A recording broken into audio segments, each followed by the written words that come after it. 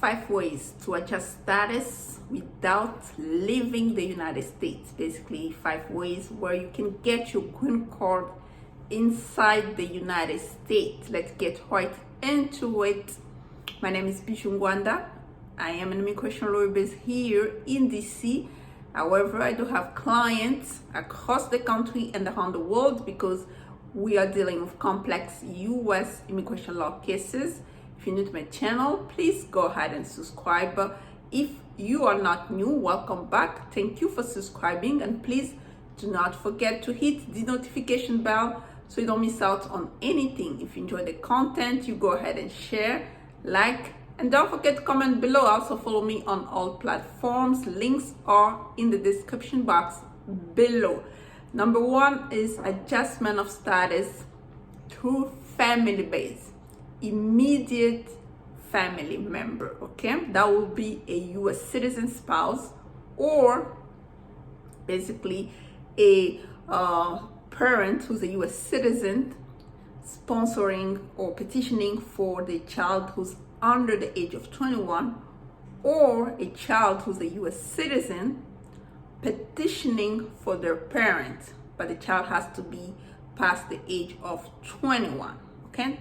Those are the relationships that are called immediate, in terms of immediate family members for the purpose of adjustment of status once a person has overstayed their visa.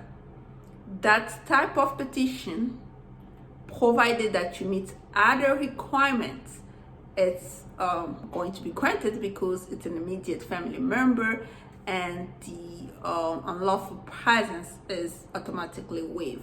Okay, that's number 1. Number 2, VAWA self-petitioners. Okay, the good thing about VAWA self-petitioners is that once VAWA is approved, and you're not in removal, of course, we're talking about like clear-cut cases, right? You're not in removal, VAWA is approved, regardless of the manner by which you enter the United States. So that you enter the United States without inspection, you can still adjust status, because there is a provision, especially for VAWA self-petitioners, that waive entry without inspection. So if you have a VAWA approved and you got here illegally and you are not in removal proceedings, you can adjust status once VAWA is approved, again, provided that you meet all other requirements for adjustment of status. U visa. Once your U visa is approved and the visa becomes available, you can adjust status in the United States even if you enter without inspection. Okay, for the U visa, there's another waiver that you will apply with, but just know that you will be able to adjust status even if you enter without inspection. And the good news about U visa is that even if you are in removal proceedings, USCIS still has jurisdiction over your adjustment of status petition. So in other words, you can still adjust status with USCIS. And then once the green card is approved, you can go back to the court, reopen your case, and terminate removal proceedings. And at that point, it's really easier because you already have a green card. As a matter of law, they have to reopen your case and adjust status. And sometimes what we do is like we let the person travel with their green card, and once they come to the United States, they're going to be placed in removal proceedings because they'll feel like the CBP will feel like that people is inadmissible because they're still having a removal order pending under their name. However, what's going to happen later is that we're going to go to court and terminate removal proceedings because they got the green card already, because USCIS has jurisdictions over the U visa petitions, okay, when it comes to adjustment of status. That's really the good news. We talked about U visa, we talked about VAWA self-petitioner, we talked about family-based petitions, and then number 4 will be people who came here with parole. Okay, remember, when you get at the border, I have to make a separate video for this parole because A lot of people are conceding those charges and admitting to those allegations, and later on they cannot adjust status based on that.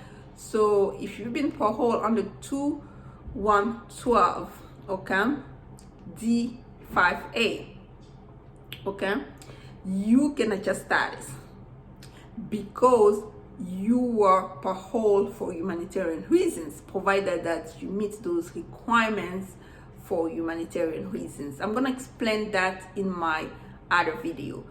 And that type of person can adjust status because they are paroled in the United States. Once they get married, they can adjust status, provided that they are not in removal proceedings, of course, because if you're in removal, you know, there are a lot of you know, the requirements. Really, it has to be terminated, something around those lines. But anyway, they can adjust status.